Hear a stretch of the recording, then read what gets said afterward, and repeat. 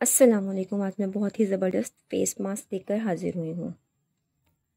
Rice floor اس mask کا main ingredient ہے. Mask بنانے کے لیے ہمیں چاہیے 2 ٹیبل سپون چاولوں کا آٹا، 1 ٹیبل سپون کارن فلور، 2 ٹیبل سپون ٹھنڈا ملک، 2 ٹیبل سپون ککمبر جیل. اگر آپ کے پاس ککمبر جیل نہ ہو تو آپ ایلو ویرا جیل بھی یوز کر سکتے ہیں. ایک باؤل لے کر ان سب چیزوں کو مکس کر لیں اور 25 منٹس کے لیے اپنے فیس پر اپلائی کر لیں. جب ماسک سوکھ جائے تو اپنے فیس کو واش کر لیں.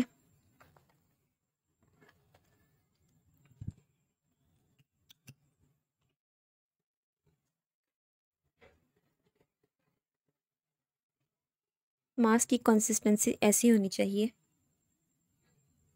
رائس فلور کے بہت زیادہ بینیفٹس ہیں. رائس فلور ایک وائٹننگ انگریڈینٹ ہے. یہ اینٹی ایجنگ پراپرٹیز رکھتا ہے، آئل ایبزورب کرتا ہے، اسکن کو لائٹ بناتا ہے، اسکن کو ریپیئر کرتا ہے اور سافٹ بناتا ہے. ملتے ہیں نیکسٹ ویڈیو میں. اللہ حافظ.